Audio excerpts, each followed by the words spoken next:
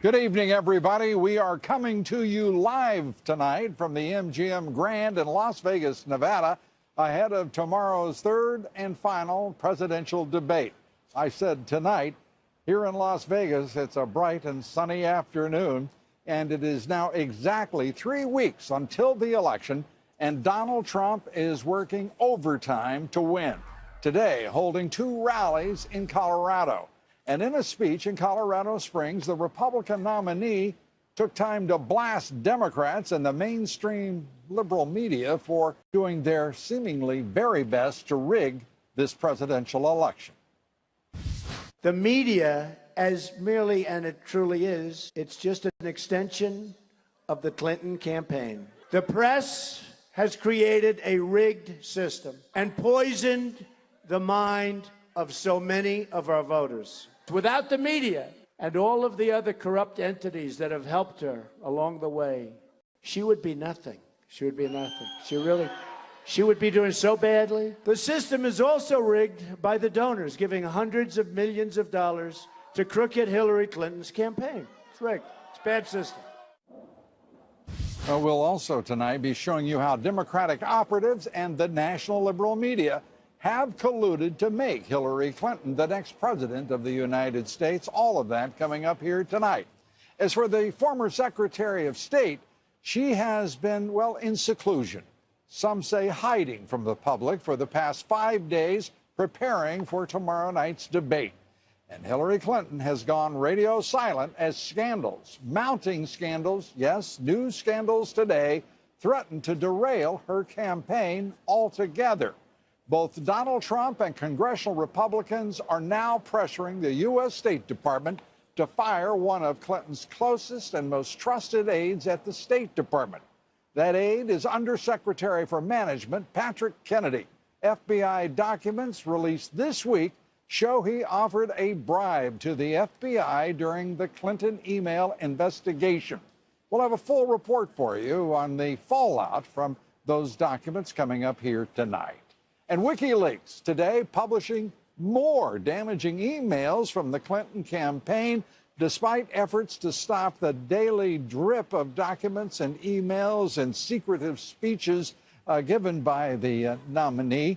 WikiLeaks founder Julian Assange is now accusing Secretary of State John Kerry of personally intervening to ask Ecuador to cut his internet connection at the Ecuadorian embassy in London. The State Department, however, denies any involvement in trying to shut down Julian Assange and WikiLeaks. Joining us tonight, former Reagan White House political director Ed Rollins, the Five's Juan Williams, and the Washington Times' Monica Crowley among our guests here tonight. My special guest tonight is Donald Trump's good friend and business partner for 2 decades. We begin with charges that Hillary Clinton's top aides tried to negotiate a backroom deal with the FBI as the agency was investigating her email scandal. President Obama says the bribery accusations are not true, but the evidence is on the FBI website for all to see. And as of right now, we don't know who put that evidence on the FBI website. But as I said last night, whoever is responsible, we thank you. Fox News Chief Intelligence Correspondent Catherine Herridge has our report. At a press conference today, the president was drawn into allegations a State Department executive wanted a backroom deal on the Clinton emails. Some of the more sensational implications or appearances, as you stated them, aren't based on actual events. But the heavily redacted files known as 302s show an FBI official described the incident with Patrick Kennedy, one of Secretary Clinton's trusted lieutenants, as a, quote, quid pro quo. While both the FBI and State Department emphasized again today it never happened, Kennedy wanted Clinton emails downgraded to unclassified. And in exchange, there was discussion of more overseas posts for FBI agents. An FBI 302 does not contain opinion work by the FBI. If somebody said that somebody offered me something for something else, and that's in a 302, that agent is going to say, I am sure that that's exactly what happened. Kennedy pushed hard for classification changes to the Clinton emails after Congress issued a subpoena and retention order in March 2015. Trying to change the emails after March 4th, 2015 would in effect change or alter the evidence that had been requested by Congress. So first of all, these were documents for public release through the FOIA process. Not necessarily what we shared with Congress. The FBI documents also show career State Department personnel were, quote, suspicious of a special group of employees brought in to review the classification of Clinton emails. Some worked with David Kendall, who is Hillary Clinton's longtime personal attorney. The FBI documents call it a shadow government. Hillary Clinton was out there trying to get her former people at Williams & Conley, her own attorneys, to be the ones that made the determination on these documents, not the career professionals within the State Department. That goes to intent, and it goes so far beyond what is reasonable in our expectation of how that State Department should work. But the State Department's position is there was no conflict. There was no conflict of interest. The mere fact of previously working at what is a very large law firm does not in and of itself constitute a conflict of interest. Late today, the Washington Post published the first interview with retired FBI agent Brian McCauley, who said he and Kennedy agreed to do a favor for one another. But when McCauley found out a classified Benghazi email was involved, he turned Kennedy down. But one of McCauley's FBI colleagues told investigators that McCauley in fact pressured him to change the email to unclassified and relayed the conversation with Kennedy as a quid pro quo. McCauley disputes that description. Lou? Catherine, thank you very much. Catherine Herridge reporting. The Ecuadorian government, in a statement to Lou Dobbs tonight, admits that it did cut the internet access of WikiLeaks co-founder Julian Assange. The Ecuadorian government went on to say the move is, as they put it, temporary, and they claimed that they were in no way pressured by Washington. But experts tell Fox News Latino that the order was given to tilt the election in support of Hillary Clinton. Ecuador's socialist president, Rafael Correa, has voiced support for Clinton. He said recently, quote, I would like Hillary to win, end quote. The Ecuadorian government spokesman in Quito tonight telling us it's not interfering in any way with the American election and favors no candidate whatsoever. Well, Julian Assange has been holed up in the Ecuadorian embassy in London now for the past 4 years. No word tonight when his full internet access will be restored. Las Vegas, ahead of the third presidential debate tomorrow evening. New Fox News polls out tonight. These new polls show Hillary Clinton maintaining her lead over Donald Trump. But Clinton's lead is under some pressure. She's leading Trump by 6 points, 45-39 in the four-way race. She was leading by 7 last week. In the head-to-head, Clinton has a 7-point advantage, 49-42. The good news for Trump comes from independent voters in the internals of this poll. Trump leading Clinton now by 7 points among independents, 38-31. And as I said, tomorrow night, the all-important third and final presidential debate. Joining us tonight, Washington Times online opinion editor, Fox News contributor Monica Crowley, and Washington Times staff writer Charlie Hurt. Both are Fox News contributors, and both are certainly welcome here in Las Vegas. Hi, Great Lou. to see you both. You too. Thanks for having us. Monica, let's start with everything that Donald Trump has said about rigged.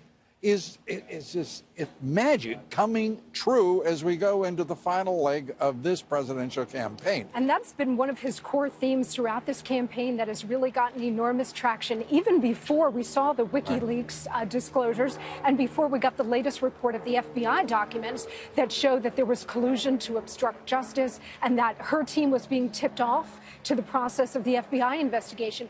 Bernie Sanders, during the Democratic primaries, he was also talking about the corrupt, rigged process. He got traction on the far left with that. So I think Americans of all ideological stripes understand that there is something rotten, not in the state of Denmark, but in the state of Washington, D.C. You know, Charlie, I mean, they have the evidence in front of them now. Right. I mean, the O'Keefe tapes, the Project Veritas video. I mean, that is the most damning thing that one could imagine in terms of electoral fraud. And it is active, it is pervasive. At the same time, it follows by 2 weeks the work of the Pew Research folks. 18 million questionable registrations, 4 million arguably dead. I don't know how they're going to settle that argument. But the reality is we have got a mess on our hands, and people keep asking Donald Trump if he's going to honor the result of the election. Yeah. How can you? I have to be honest with you. I couldn't say that if I were in his place. Yeah. And, even as the media wrings its hands about this and they get so upset about him using this word rigged all the time, then you look over the other side of the newspaper and they're declaring that he's already lost the election. Yeah. So if that doesn't feed into this notion that it is rigged, I don't know what does. But the other thing that I think, we've been talking about this for a decade or more, talking about these, voter ID laws, which Democrats strenuously oppose. And then we talk about their desire to drive illegal immigration into this country and turn them into voters. And so, is it rigged? Is it not rigged? I don't know. I don't trust any of those people on that side on that issue because they've made it so clear that they want to change the electorate and take power away from the Americans. You are two of the brightest journalists working in this country. Well, no, she's just half of that deal. Just that half of that deal. And as such, you're looking at the Pew Research material. You're looking at the report on 4 million people who are dead, some irregularity in their registration. You're looking at the concerted effort on the part of this administration, taking in $30 million to register illegal immigrants, ostensibly. Is this rigged or is this not? And if that isn't enough evidence for the two of you, what would it take? Can I just say, I worked for President Nixon during the last 4 years of his life. The 1960 election was pivotal in terms of the Democrats' efforts to steal a presidential election. President Nixon and I used to talk about this all the time. The voter fraud that the Democrats, on behalf of John F. Kennedy, carried out was extreme in Cook County. But Monica, I'm asking you about in the context of the empirical evidence that's there. Good at this over the last couple of decades, and now they have it down to an art and a science. So everything that you're seeing now is proof that they've gotten extraordinary at this. Well, there's another way to look at this, Charlie, and that is that the Republicans are chumps. They're absolute stooges and haven't got the street smarts to get out of. I didn't know that was even in question. That's a given in my mind. But I don't have any real particular faith in any of this because of the things that we see from and the shenanigans that these Democrats have been very, very committed to. Pulling and the national media providing a closed feedback loop. And then there's no accountability. I mean, there's complicity. And then their response to it is, oh, well, it's just a handful here, a handful there. And I'm like, that's a handful of people who have lost, whose votes have been canceled out. How is that not shocking? And it's all ideological. Yeah, I mean, it's totally they're not in love with Hillary Clinton, but they are in love with her ideology. Is he making progress right now? Trump is, yeah. We're going to start to see a reversal if he can turn in the same kind of comeback performance tomorrow night that he did in the second debate. Real quick. He's got to start making headway tomorrow night. All right. Charlie, Monica, thank you very much. Appreciate it. Thanks, Lou. Thank you. Well, on Wall Street today, stocks rebounded. The Dow Jones Industrials up 76 points, the S&P up 13, and the Nasdaq rose 44 points. Volume on the big board, 3.1 billion shares, and believe it or not, that's an increase in volume over yesterday. A reminder to listen to my reports 3 times a day, coast to coast on the Salem Radio Network. And now, Las Vegas casino magnate Phil Ruffin. He says Donald Trump's word is his bond. If Donald tells you something, put it in the bank. He's been my partner and friend, and believe me, his handshake is better than any contract you will ever write. We're going to talk with Donald Trump's friend and business partner, Phil Ruffin. He joins me here next as we continue our broadcast from the MGM Grand in Las Vegas.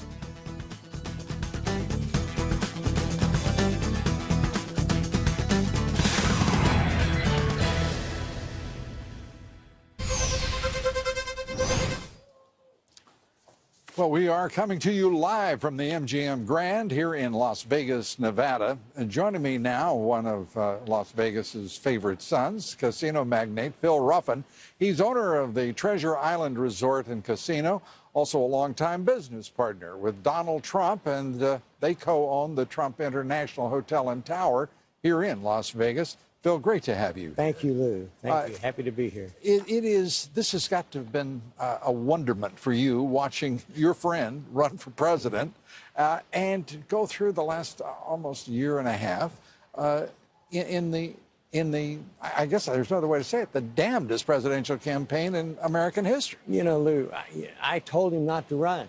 My advice, don't do this. They'll tear you up. And he said, well, you know, I said, why were you doing it? You have everything in the world. And he said, country's broken and I can fix it. Yeah. And so that's his whole thing. He had thought about this for some time before, over the course of the years, hadn't he? Yes, he has. And he's flirted with it. He's chewed on it as it kind of gnawed at him. And as we watch what's happening, I have to say to you, you know, it looks like he may have had a point there. He has set the agenda throughout this campaign. This is just an absolute statement of fact. He came into this campaign, he started talking about unfair trade agreements, illegal immigration, border security, talking about rebalancing our geopolitical and strategic assets, whether it's NATO or whether it's our role in the world. I mean, $20 trillion in debt, every one of those issues he pushed to the forefront. And it wouldn't have happened if he hadn't jumped in, would it?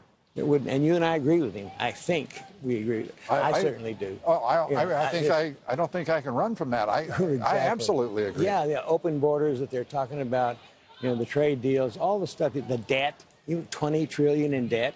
You know, he's going to work on all that. He's got, you know, he's a businessman, and he's never run for office before. This was a complete surprise to him. He did not think the media would jump on him like that and mischaracterize who he is. Yeah. You know, I know Donald 20 years. He was best man at my wedding 10 years ago. Donald has never said one racist comment at all. Donald is not a racist. And we've been through all kinds of things. Nothing. So that's a false thing. They accuse him of doing business in Russia. He hasn't spent a dime in Russia. I tell you that, or I'd have been part of it. And they haven't loaned him any money. That's pure fabrication, where they get this stuff. And this orchestrated attack, I've seen orchestrated attacks in a presidential election. I've never seen anything approach this, even by substantial fractions. No. And how do you react to these attacks when you, as a friend, see him being attacked about his relationship with women or his behavior? I hate it. You know, my wife had the Miss Universe franchise for the Ukraine. So we'd sit with Donald on 3 chairs, everyone for 12 years. They'd have this pageant.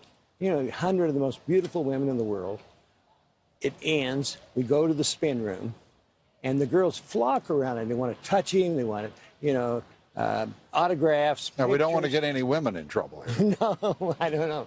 But Donald does all that, and he treats them so nice. He treats them courteously. And then guess what he does? An hour later, he leaves, goes right home. Yeah. It's been tough to watch for everybody, even those who are not close to the Trump family, to Donald. But anyone who watches what the national media, this Clinton cartel has done, it has been an extraordinary and vicious vilification because this is the way Clintons win, and they are very good at it. Oh, wow. You know, it surprised me that they were that strong. But is he going to win? Are they going to win? Is Donald going to win? I think there's a hidden vote out there somewhere. And if he does well in the debates, we've got to get a little closer. He's maybe 4 or 5 points behind now. He's got to win the key states, as you know, Lou. And, you know, he's still got a couple of weeks, 22 days, I guess. Who's counting? 3 weeks. 3 weeks, okay. But he has a chance. And he's a tough guy. This guy. And we hadn't noticed that about him. Yeah, I've never seen anybody work so hard. And he does it in his private life, too. The guy works 20 hours a day, never sleeps. Well, I'll tell you one thing. He sure as heck hasn't been outworked by a single candidate. He faced 16 of them in the primary and Hillary Clinton in the general. Phil Ruffin, it's great to have you with us. Phil Ruffin, it's good to see you. Thank you. You know, all that you've accomplished, congratulations, and look forward to seeing you again soon. Thank you, Lou. Thank you. Phil Ruffin, thank you. Up next, Donald Trump is warning about large-scale voter fraud in this election. People that have died 10 years ago are still voting. Illegal immigrants are voting. So many cities are corrupt, and voter fraud is very, very common. Ed Rollins joins me here next to talk about this very issue and what it could mean for Donald Trump and Hillary Clinton on November 8th. Stay with us. We're coming to you live from the MGM Grand here in sunny, beautiful Las Vegas, Nevada.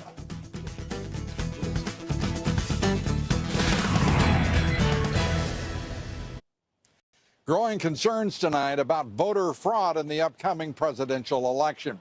As we've reported to you here tonight, a Pew Research report shows that 1 in 8 voter registration in this country are, quote, significantly inaccurate or no longer valid. 1 in 8. That amounts to 18 million people. Also, another 4 million people ineligible or dead voters on the rolls. And joining me now, former Reagan White House political director, Republican strategist, Great America PAC strategist, Ed Rollins. Ed, good to have you with us tonight. Let me. You have handled a lot of campaigns and worked a lot of elections. These numbers, when Donald Trump says the election is rigged, that's an understatement, it appears to me, when I look at the Pew Research numbers, 4 million dead or invalid registrations? Well, there's no question you need to basically somehow have a system that purges people after they pass on. But it's a very difficult task. And I think what's very important here, Lou, is not to basically I'm having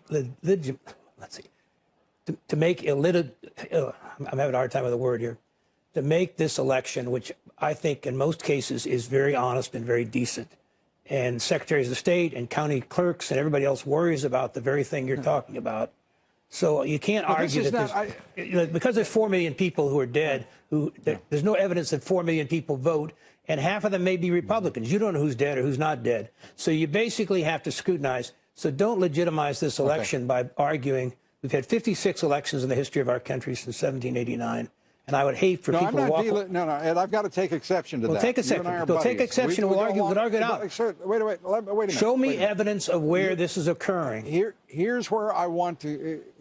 You want to explain the 18 million people, 4 million dead? I'm talking about right now a federal program with $30 million behind it to register people who have just crossed the border from Mexico, for crying out loud. Ed, we've got to take this seriously. We cannot sit there. I'm not arguing about not taking it seriously, but I'm also arguing about, there's no evidence at this point in time. There's a $30 million program. There's no argument at this. No one can walk in. No one's voted yet, or at least they have is by absentee ballot. Walk in and say, you're not going to stop it in advance. And what you have to do is the two parties have to basically go protect their vote, and they do. And secretaries of state. Here, let me also add a couple of things, if I may. Sure. For your consideration.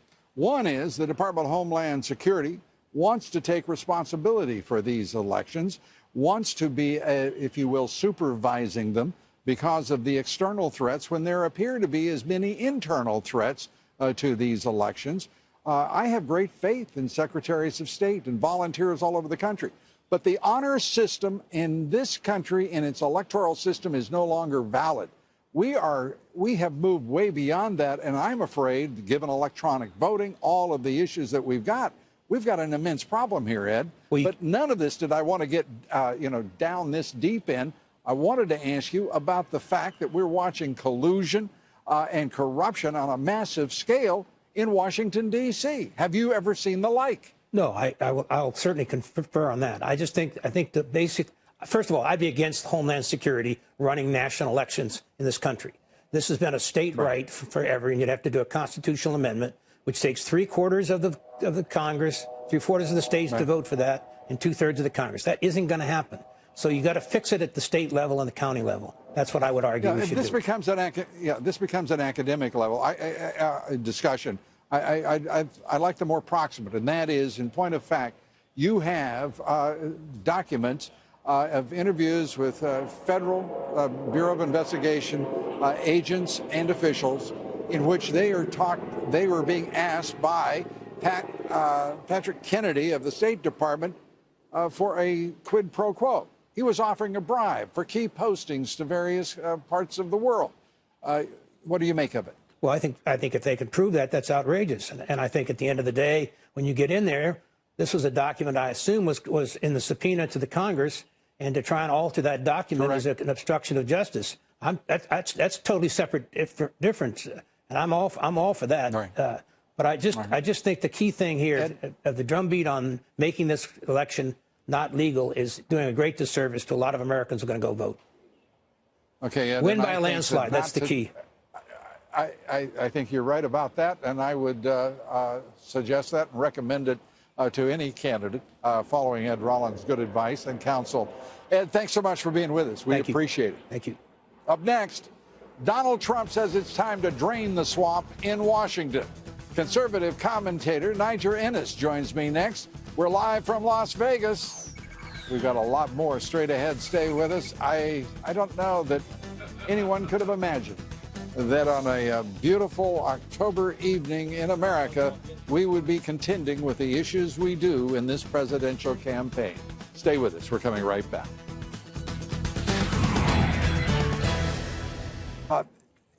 What do you make of this? I mean, we're looking at, in the Fox News polls now, a 6-point margin between these two. I mean, Donald Trump has been hit by everything.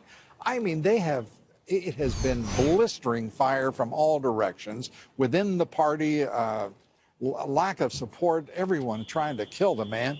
And here he is.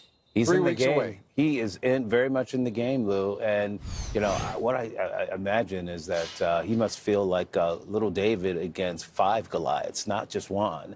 And somehow, you know, there is just this loyal contingency that is not going to go away. And Hillary just seems not to be able to break above 47, 48%. So I still think that Donald Trump's got a legitimate shot at this. Of course, he's a little farther from 50% than she is. What does all of this portend? I think there are a lot of Americans that are quietly telling pollsters that they're not necessarily voting for Donald Trump, but when they get into that voting booth, they're going to do the right thing. And the right thing in this instance is not to, well, have the State Department try to bribe the FBI. The right thing is to answer that phone at 3 a.m.